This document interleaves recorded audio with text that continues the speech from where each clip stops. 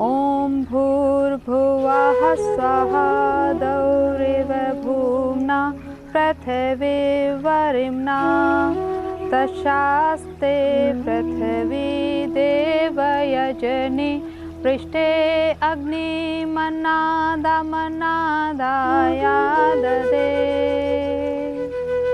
ॐ प्रातरग्निं प्रातरिन्द्रं हवामहे प्रातर्मित्रा वरुणा प्रातरश्विना प्रातर्भगं पोषणं भ्रं वनस्पतिं प्रातः सोममुत रुद्रं हुवेमा। सादर नमस्कार।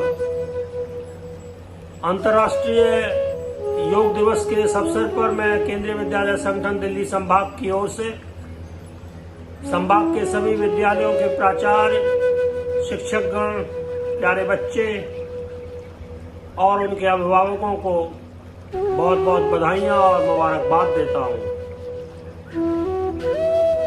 योग भारतवर्ष की प्राचीन परंपराओं में से एक है। प्राचीन काल से ही योग का अनुभव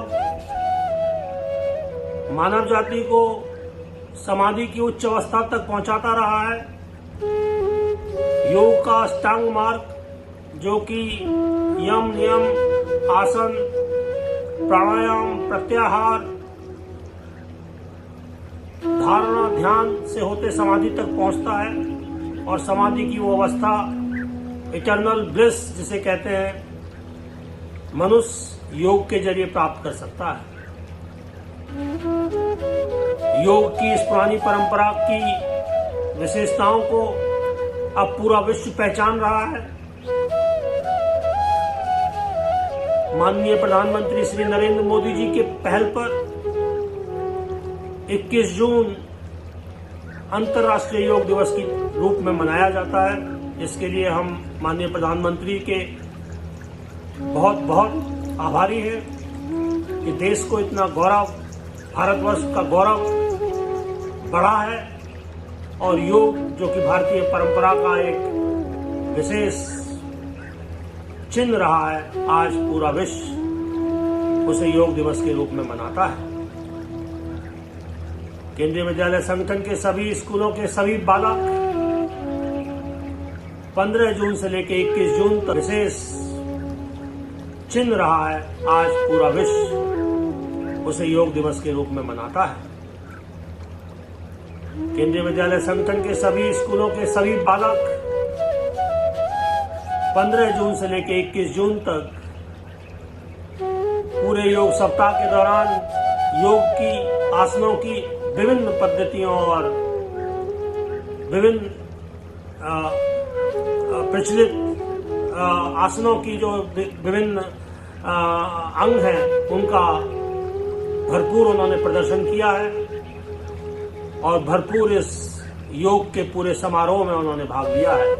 इस बात के लिए सभी बच्चों को और उनके अध्यापकों को जिन्होंने उसको तैयार कराया है, मैं अपनी तरफ से बहुत बहुत शुभकामनाएं और बहुत बहुत बधाइयां प्रेषित करता हूं।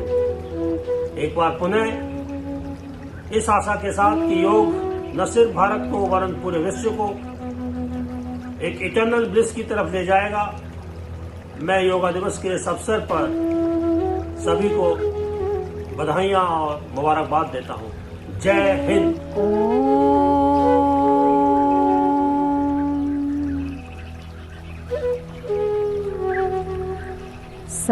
संगच्छत्वं संवधत्वं संवो मनांसि जानताम् देवाभागं यथा पूर्वे संजनाना उपासते संजनाना उपासते।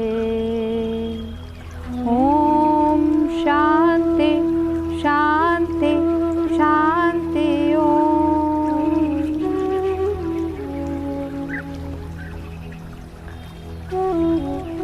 सभी अपने स्थान पर खड़े हो जाएं।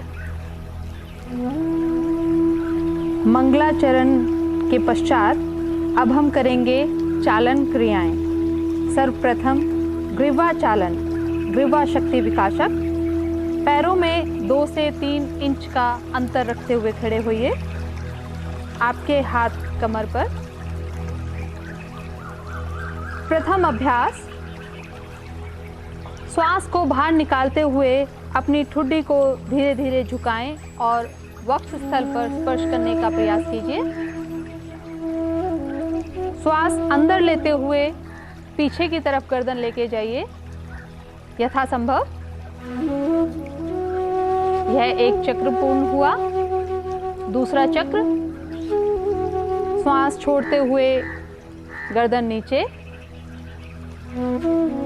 श्वास भरते हुए गर्दन पीछे।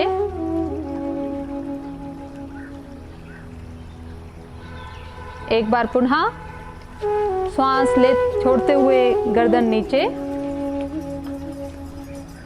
श्वास भरते हुए गर्दन पीछे।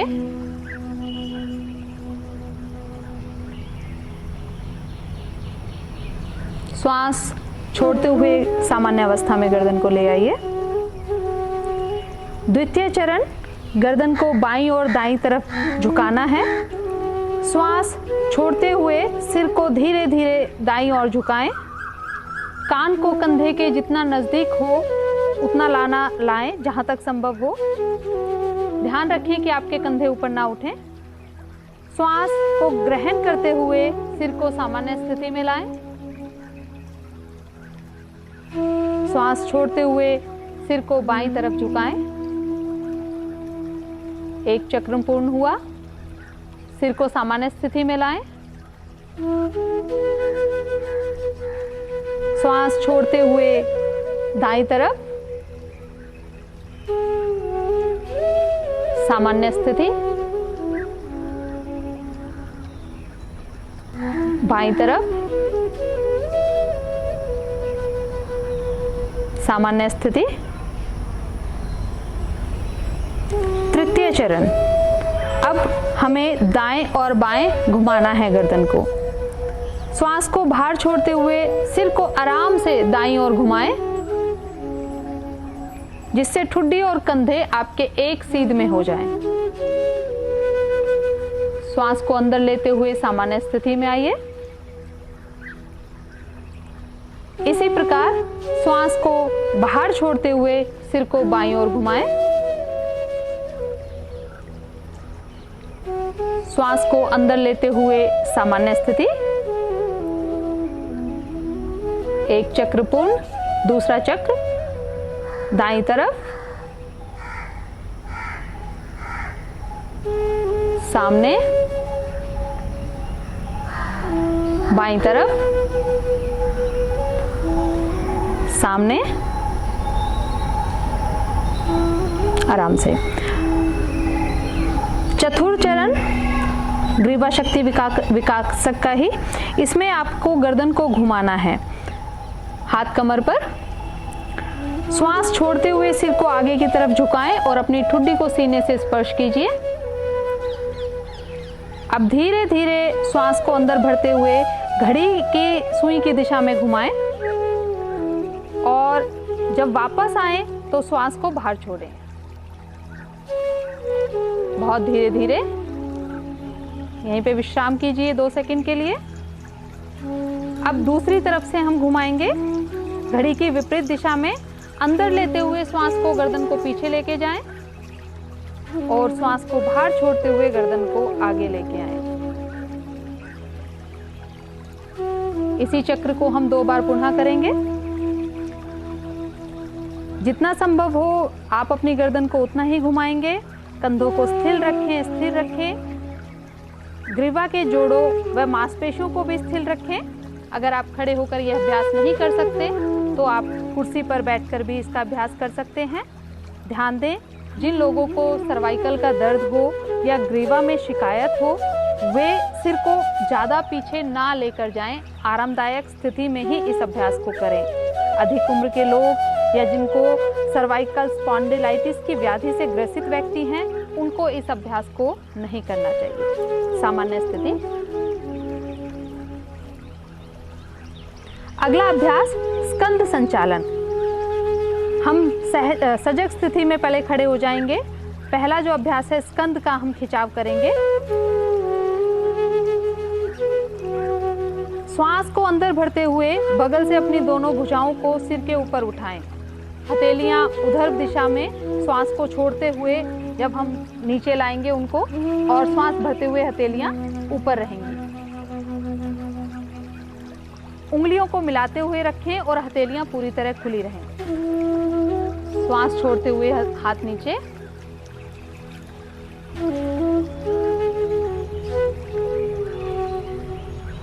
एक चक्र पूर्ण। श्वास भरते हुए हाथ ऊपर। चेहरे पर प्रसन्नता का भाव। श्वास छोड़ते हुए हाथ नीचे।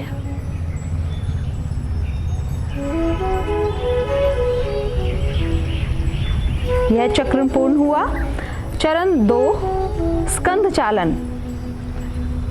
अपनी हाथों को कोहनियों से मोड़कर उंगलियों को कंधों पर रखिए। अब दोनों कोहनियों को हमें चक्राकार घुमाना है। श्वास को अंदर लेते हुए दोनों कोहनियों को ऊपर की तरफ ले जाएं और श्वास छोड़ते हुए नीचे लाएं। सर्वप्रथम कोहनियों को वक्षस्थल के सामने स्पर्श कराने की कोशिश करें। पीछे की ओर कोहनियों को खींचकर घुमाएं और वापस लाते हुए भुजाएं शरीर को स्पर्श करें।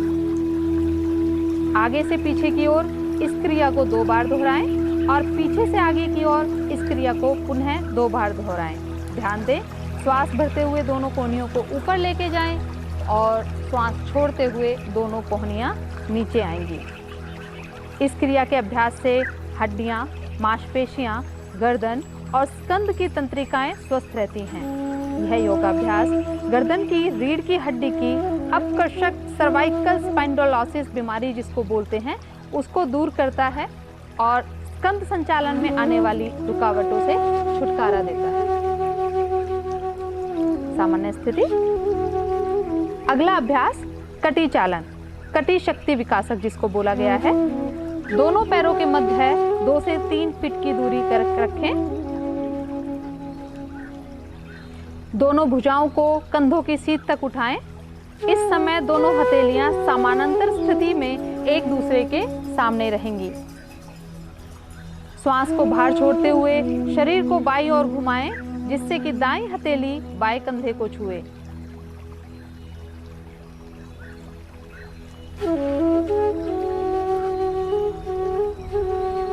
श्वास को अंदर लेते हुए पूर्व स्थिति में धीरे धीरे आएं। यही क्रिया दूसरी तरफ से। श्वास को बाहर छोड़ते हुए शरीर को दाईं ओर घुमाएं जिससे कि बाईं हथेली दाएं कंधे को छुए। श्वास अंदर लेते हुए पूर्व स्थिति में वापस। यह एक चक्र पूर्ण हुआ। इसी चक्र का अभ्यास दोबारा करें।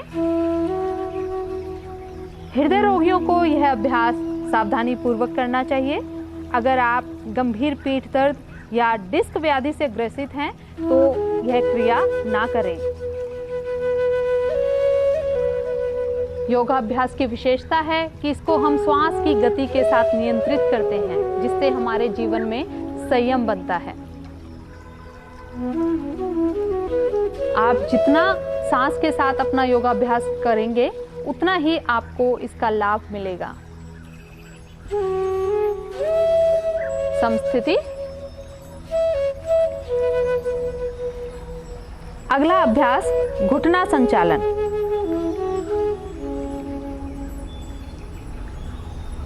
श्वास को शरीर के अंदर भरते हुए भुजाओं को कंधे के स्तर तक लाएं और हथेलियों को नीचे की तरफ रखें। श्वास को शरीर के बाहर छोड़ते हुए घुटनों को मोड़ें और अपने शरीर को आधे बैठने की स्थिति में लाएं आएं। अभ्यास की अंतिम स्थिति में दोनों भुजाएं और जगहें जमीन की तरफ समानांतर स्थिति में होनी चाहिए। ध्यान दें, आपकी कमर सीधी रहे।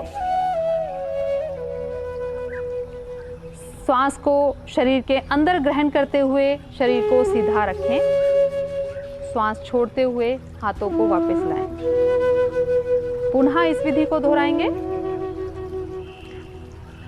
घुटनों और कूल्हों के जोड़ों को सुदृढ़ बनाने में यह बहुत ही लाभकारी अभ्यास है।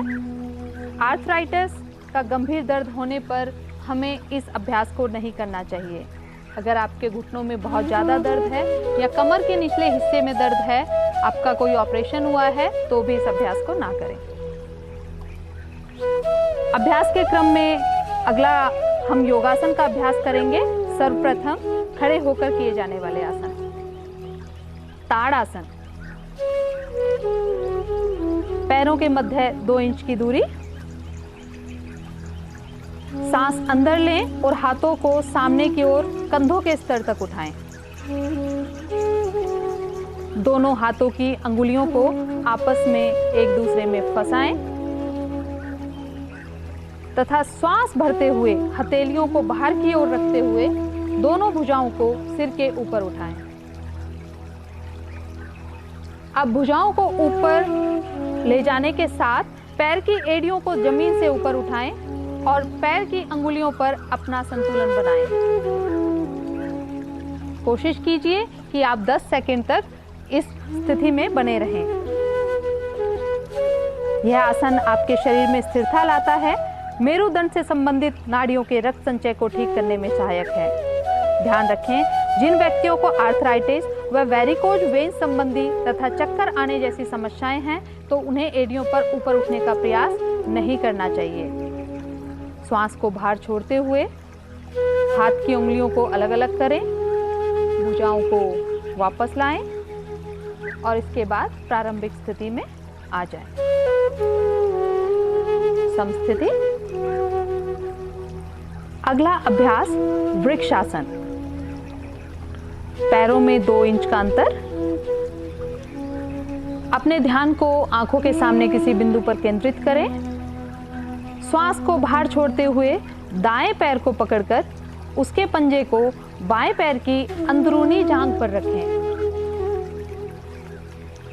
श्वास को शरीर के अंदर लेते हुए दोनों हाथों को ऊपर की ओर ले जाकर दोनों हथेलियों को जोड़ें। 10 सेकंड तक यहाँ पर रुकने का अभ्यास। सामान्य रूप से श्वास लेते रहें।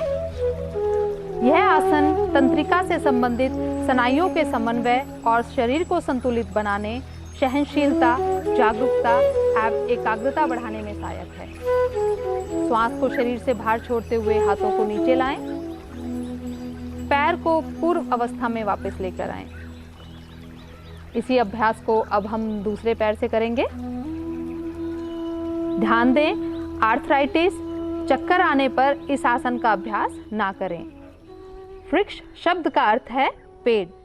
इस आसन के अभ्यास की अंतिम अवस्था में शारीरिक स्थिति एक पेड़ के आकार की बनती है, इसीलिए इस आसन को यह नाम दिया गया है, वृक्षासन। आप में वृक्ष के समान विपदाओं के सामने स्थिर और अडिग रहने की क्षमता इस आसन के अभ्यास से आ जाती है। समस्थिति।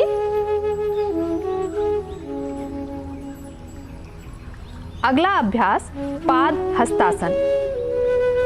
दोनों पैरों के मध्य 2 इंच का अंतर।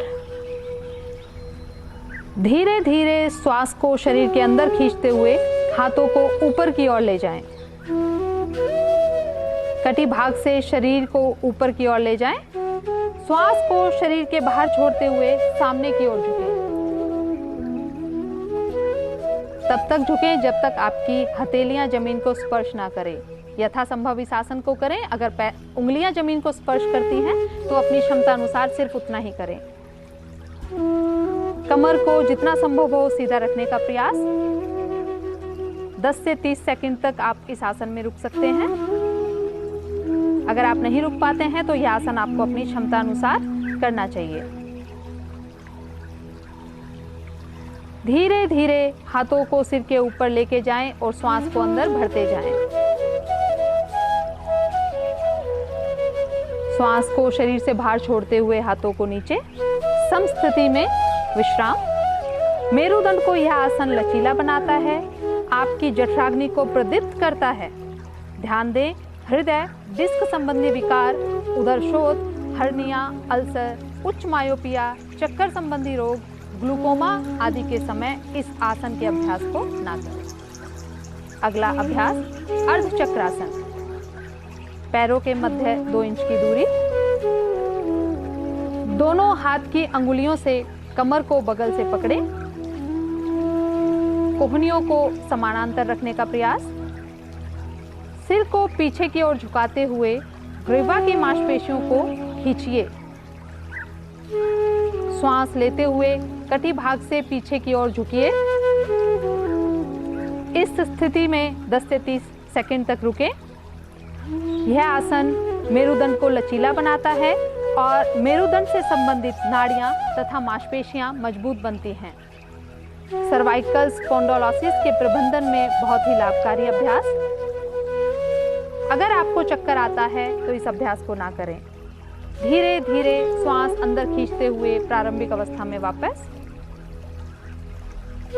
समस्थिति। अगला अभ्यास त्रिकोणासन। दोनों पैरों को 3 फुट तक फैलाकर आराम से खड़े होइए। दोनों हाथों को बगल से कंधों के स्तर तक धीरे धीरे उठाइए। दाएं पैर के पंजे को दाएं तरफ मोड़ें। श्वास को शरीर से बाहर छोड़ते हुए धीरे धीरे दाएं तरफ झुकिए। झुकने के पश्चात दाएं हाथ की अंगुलियों को पीछे की ओर रखिए। बाएं हाथ को सीधे ऊपर की ओर रखते हुए दाएं हाथ की सीध में लाइए। सिर को घुमाते हुए बाएं हाथ की बीच वाली उंगली को देखने का प्रयास। कुछ समय तक इस अवस्था में रुककर धीरे धीरे श्वास को लेते हुए वापस सम अवस्था में आइए। यही अभ्यास अब दूसरी तरफ से। त्रिकोण शब्द का अर्थ त्रि अर्थात 3 कोनों वाला आसन है। चूंकि आसन के अभ्यास के समय धड़, बाहुओं एवं पैरों से बनी आकृति त्रिभुज के सदृश दिखाई देती है, इसलिए इस आसन को त्रिकोण आसन कहते हैं। यह आसन मेरुदंड को लचीला बनाता है, पिंडली, जांघों और कटी भाग की मांसपेशियों को मजबूत बनाता है तथा फेफड़ों की कार्यक्षमता को बढ़ाता है। ध्यान दें, स्लिप डिस्क, साइटिका और उदर में अगर किसी प्रकार की सर्जरी हुई हो तो इस आसन का अभ्यास ना करें। शरीर की कार्यक्षमता तथा सीमा से परे जाकर आसन का अभ्यास नहीं करें। अभ्यास करते समय यदि आप जमीन को न छू सकें तो घुटनों को छूने का प्रयास करें। समस्थिति। अगला अभ्यास बैठकर किए जाने वाले आसन। सभी आराम से दंडासन में बैठ जाइए।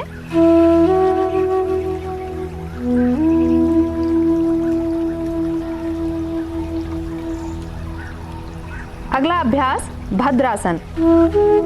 दोनों पैरों को सामने की ओर खींचते हुए सीधा बैठे। दोनों हाथों को कमर के पीछे जमीन पर रखें और शरीर को ढीला छोड़ें। यह विश्राम की स्थिति है।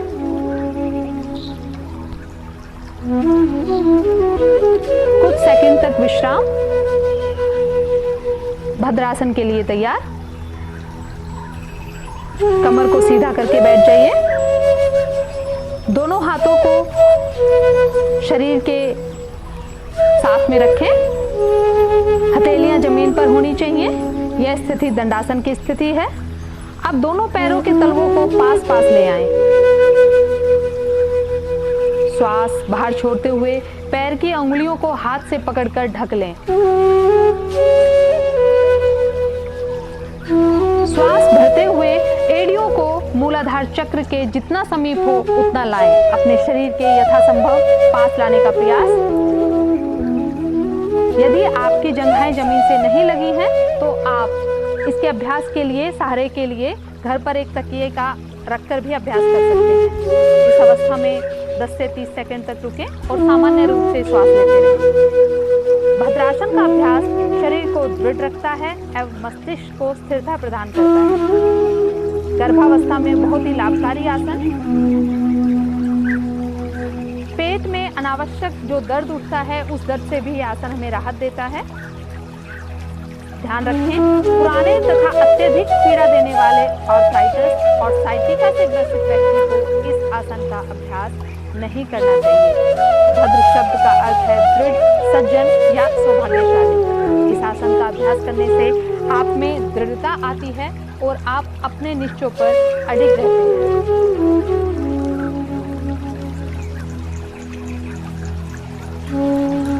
वापस दंडासन की स्थिति।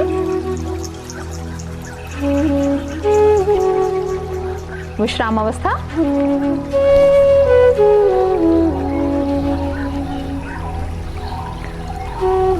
अगला अभ्यास वज्रासन, जिसका दूसरा नाम वीरासन भी है। दंडासन की स्थिति।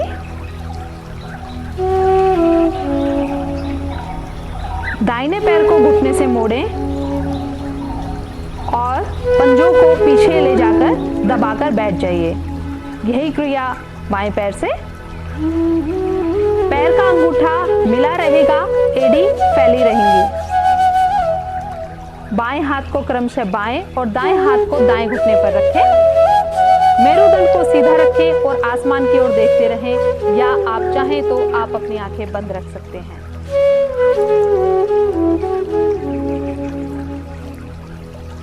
यह आसन पाचन शक्ति बढ़ाने में बहुत ही सहायक होता है और जांघ और पिंडली की मांसपेशियां मजबूत बनाता है।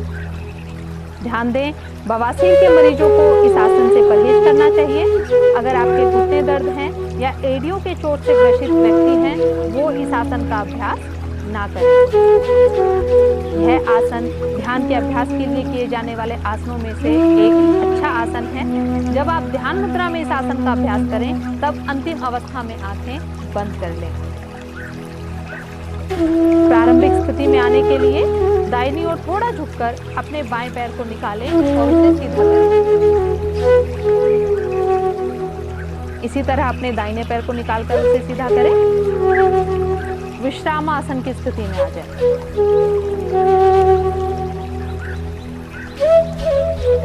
अगला अभ्यास अर्ध उष्टासन।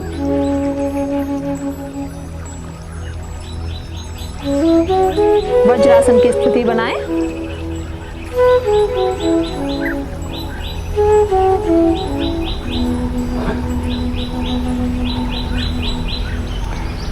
अपने घुटनों पर खड़े हो जाइए। दोनों हाथों को नितंब पर इस प्रकार रखें कि अंगुलियां जमीन की ओर हों। कोहनियां और कंधे समानांतर रहेंगे। अब सिर को पीछे की तरफ झुकाते हुए ग्रीवा की मांसपेशियों को खींचें। श्वास अंदर खींचें और धड़ को जितना संभव हो सके झुकाएं। श्वास बाहर छोड़ते हुए धीरे धीरे करके वापस आएंगे।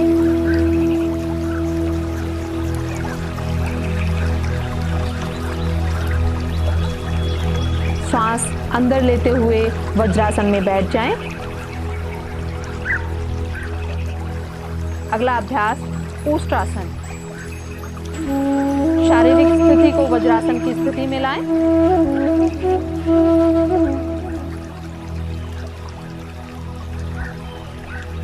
अभ्यास की अवस्था में शारीरिक स्थिति ऊष्ट के समान हो जाती है, इसलिए इस आसन का नाम ऊष्टासन है।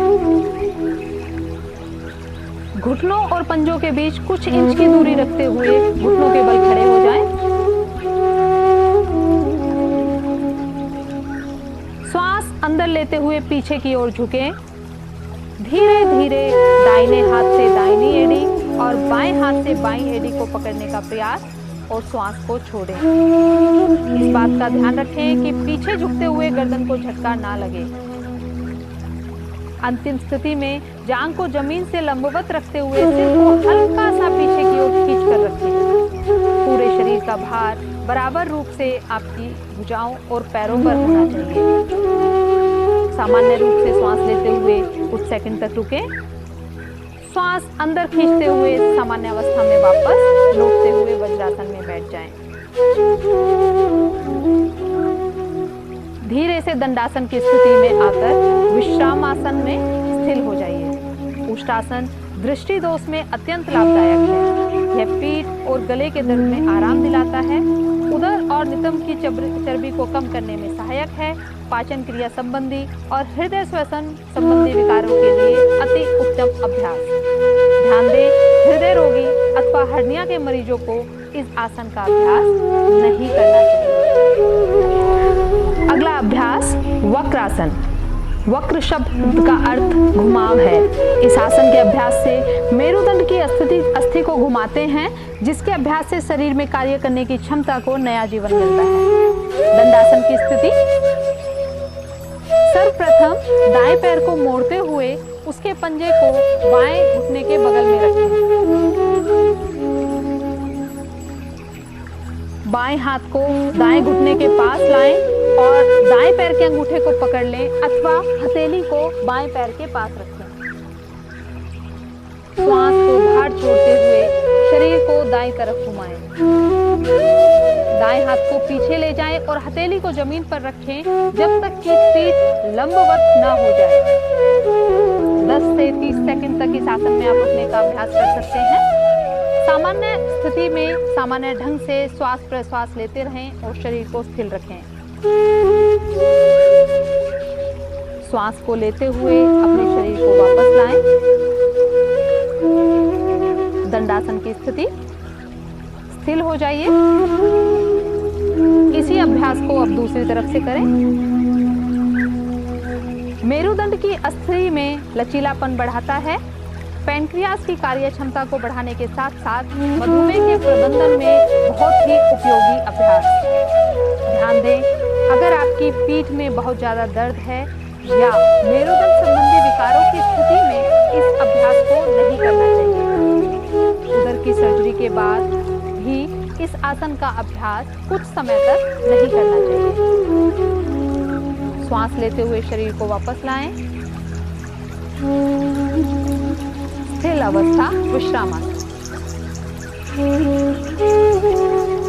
अगले अभ्यास हम करेंगे उदर के बल लेटकर किए जाने वाले आसन। उदर के बल लेट जाइए। पहला अभ्यास है मकरासन। संस्कृत में मकर शब्द का अर्थ होता है मगर या घड़ियाल। इस आसन में शरीर की स्थिति मगर की आकृति के समान हो जाती है, इसलिए इसे मकरासन कहा जाता है। अधोमुख लेटकर स्थिति। दोनों पैरों को एक दूसरे से दूर फैलाकर पंजों को बाहर की तरफ रखें। एड़ियां अंदर की तरफ, पंजे बाहर की तरफ। दोनों हाथों को मोड़ते हुए बाएं हथेली पर दाएं हथेली रखें। तत्पश्चात सिर को बाएं दिशा में अपने हाथों पर रखें। आंखें धीरे धीरे बंद करें। पूरे शरीर को स्थिर होने दें। यह स्थिति मकरासन कहलाती है। उदर के बल लेटकर किए जाने वाले सभी आसनों के पश्चात कुछ पल के लिए मकरासन में विश्राम किया जाता है। पूरे शरीर को स्थिर करने में लाभदायक है। पीठ से संबंधित समस्याओं को दूर करने में बहुत ही उपयोगी आसन। तनाव और चिंता से संबंधित समस्याओं के नियंत्रण में इस आसन का अभ्यास बहुत महत्वपूर्ण है। ध्यान दें, गर्भावस्था तथा कंधों की जकड़न में हमें इस आसन का अभ्यास नहीं करना चाहिए। यहीं से अगला अभ्यास भुजंगासन। मकरासन की स्थिति। अपने पैरों को आपस में मिला लें। हाथों को खींचकर रखते हुए ललाट को जमीन पर टिका रहने दें। भुजंगासन की हम सामान्य स्थिति करेंगे। पहले अपनी कोहनी हम नहीं उठाएंगे, कोहनियों को जमीन पर रखें। अपने हाथों को शरीर के ठीक बगल में ऐसा रखिए कि हथेलियां और कोहनियां जमीन पर टिकी हैं। बिना हाथों की स्थिति में कोई परिवर्तन लाए धीरे धीरे श्वास अंदर लेते हुए सिर और छाती को नाभि क्षेत्र तक ऊपर उठाएं। इस अभ्यास को सरल भुजंगासन कहा जाता है। कुछ समय तक इस स्थिति में रहें।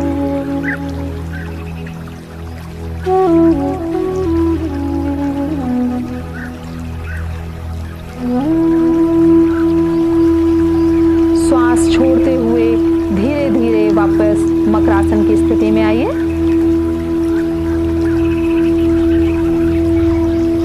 यह आसन आपका तनाव को कम करता है।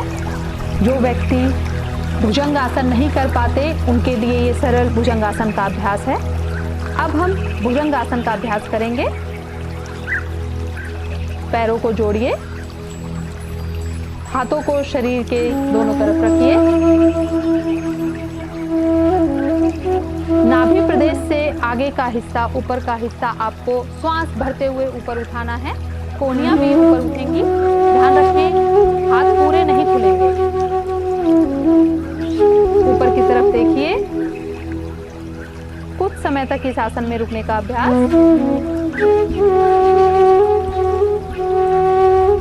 श्वास छोड़ते हुए धीरे धीरे वापस मकरासन में आकर विश्राम।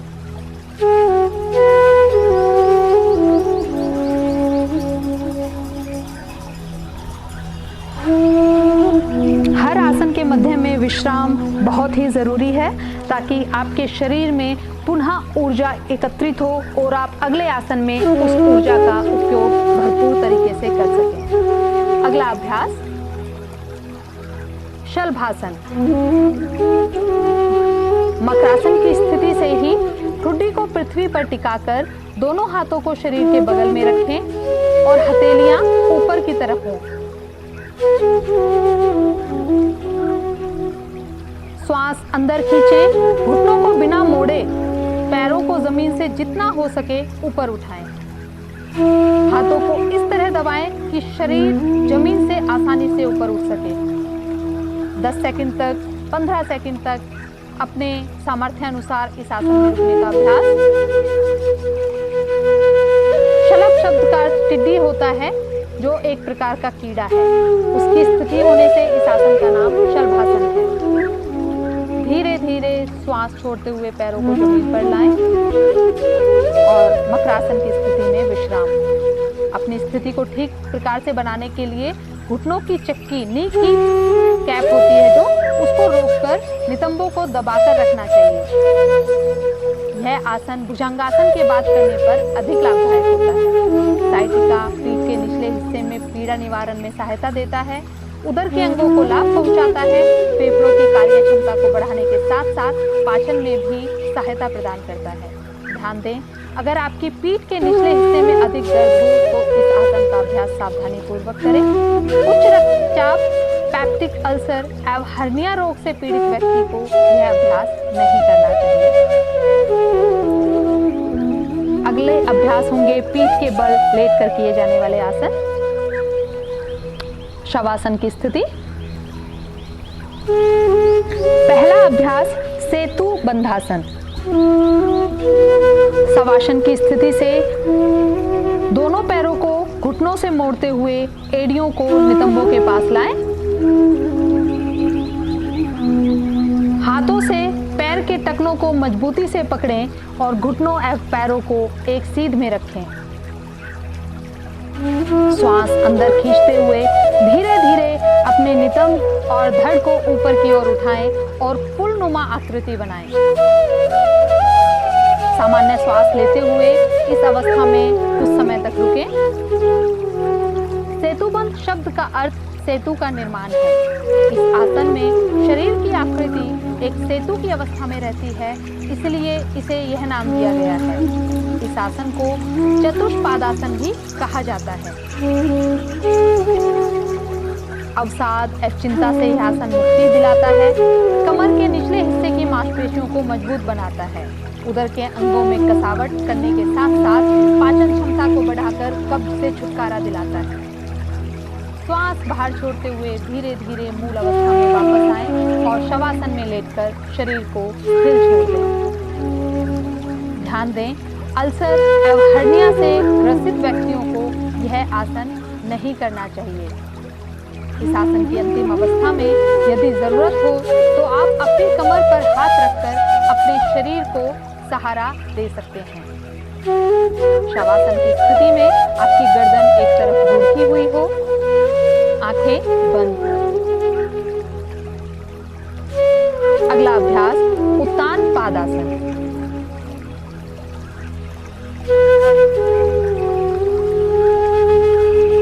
पैरों को जोड़ें, हाथों को शरीर के साथ सटाकर रखें। श्वास लेते हुए घुटनों को बिना मोड़े धीरे धीरे दोनों पैरों को 30 डिग्री का कोण बनाते हुए ऊपर उठाएं। सामान्य रूप से श्वास लेते हुए इस अवस्था में कुछ पल ठहरें। यह आसन नाभि केंद्र मणिपुर चक्र में संतुलन स्थापित करता है। उदर पीड़ा, उदर वायु, अपच और अतिसार, दस्त को दूर करने में बहुत ही सहायक आसन। उदर की मांसपेशियों को मजबूती प्रदान करता है। अवसाद और चिंताओं से उभरने में इस आसन का अभ्यास लाभकारी है। धीरे धीरे श्वास छोड़ते हुए अपने दोनों पैरों को नीचे लाएं और जमीन पर रखें। शवासन में विश्राम। गहन तनाव और कमर दर्द से पीड़ित व्यक्ति बिना श्वास रोके बारी बारी से अपने पैरों का उपयोग करते हुए इस आसन का अभ्यास करें। अर्थात अगर आप तनाव से ग्रसित हैं या कमर में बहुत ज़्यादा दर्द है तो आपको एक एक पैर से इस आसन का अभ्यास करना चाहिए, दोनों पैरों से एक साथ ना करें। अगला अभ्यास अर्ध हलासन। दोनों पैरों को मिलाएं। श्वास भरते हुए घुटनों को बिना मोड़े धीरे धीरे अपने दोनों पैरों को ऊपर उठाएं और जमीन से 90 डिग्री का कोण बनाएं। इस अवस्था में नितंब से कंधे की स्थिति खिंची हुई रहेगी। सामान्य रूप से श्वास लेते हुए 10 से 30 सेकंड तक बने रहें। अर्ध का अर्थ है आधा और हल का अर्थ है खेत जोतने वाला हल। इस आसन में शरीर की स्थिति खेतों की जुताई करने वाले भारतीय हल की अर्ध आकृति जैसी हो जाती है। इसी कारण इसका नाम अर्ध हलासन पड़ा है। सिर को उठाए बिना श्वास छोड़ते हुए धीरे धीरे दोनों पैरों को जमीन पर ले आएं। शवासन में विश्राम करें।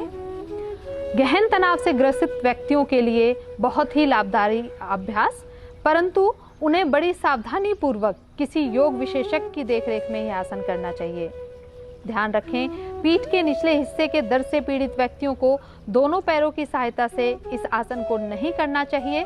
वो एक एक पैर से इस आसन का अभ्यास करें। उदर में जख्म होने, हर्निया आदि से पीड़ित व्यक्तियों को यह आसन नहीं करना चाहिए। अगला अभ्यास पवन मुक्तासन।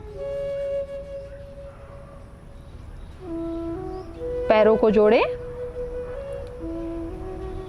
दोनों घुटनों को मोड़ें। श्वास छोड़ते हुए दोनों घुटनों को अपने वक्षस्थल के ऊपर लाएं। श्वास भरते हुए दोनों हाथों की अंगुलियों को आपस में गूंथते हुए पैरों को पकड़ लें। श्वास छोड़ते हुए सिर को तब तक ऊपर उठाएं जब तक कि ठुड्डी घुटनों से नहीं लग जाए। कुछ समय तक इस स्थिति में रुकें। पवन शब्द का अर्थ वायु और मुक्त शब्द का अर्थ है छोड़ना या मुक्त करना। जैसा कि इस अभ्यास के नाम से ही पता चलता है, यह आसन उदर एवं आंतों से वायु या वात बाहर निकालने में उपयोगी है। ध्यान दें, पैरों की गतिविधि के अनुसार श्वास प्रश्वास को एक लय में लाना चाहिए। घुटनों को नासिका से स्पर्श करते हुए यह अनुभव करें कि कटी प्रदेश में खिंचाव हो रहा है। आंखें बंद रखें, ध्यान आपका कटी प्रदेश पर होना चाहिए। श्वास बाहर छोड़ते हुए पैरों को जमीन पर ले आएं और धीरे धीरे सिर को भी जमीन पर लाएं। शवासन में आराम करें। यह आसन कब्जियत दूर करता है, वात से राहत दिलाता है और उदर के फैलाव को कम करता है। पाचन क्रिया में भी बहुत ही सहायक आसन। गहरा आंतरिक दबाव उत्पन्न करता है। श्रोणि और कटी क्षेत्र में मांसपेशियों, लिगामेंट्स और स्नायु की अति जटिल समस्याओं का निदान करता है और उनमें कसावट लाता है। यह पीठ की मांसपेशियों और मेरु के स्नायुओं को सुगठित बनाता है। ध्यान दें, उदर संबंधी व्याधि, हर्निया, साइटिका या तीव्र पीठ दर्द अथवा गर्भावस्था के समय इस अभ्यास को ना करें। योगा आसन अभ्यास की श्रृंखला को विश्राम देते हुए अब हम सभी शांति पाठ करेंगे।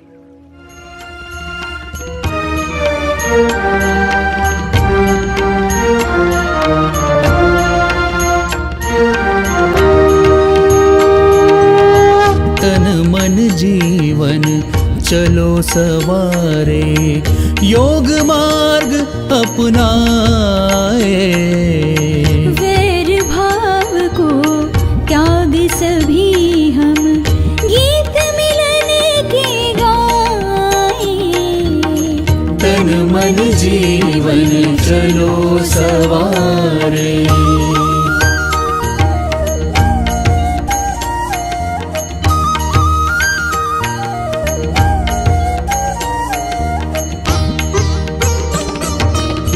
आनंदमय हो जीवन सबका, योग यही सिखलाए। हो तनाव भय मुक्त सभी जना, दिव्य प्रेम सरसाए। तन मन जीवन चलो सवारे, योग मार्ग अपनाए। तन मन जीवन चलो सवारे। यम और नियम हमारे संबल, सुखमय जगत बनाए। आसन प्राणायाम ध्यान से, स्वास्थ्य शांति सब पाए। तन मन जीवन चलो सवारे, योग मार्ग अपनाए। तन मन जीवन चलो सवारे।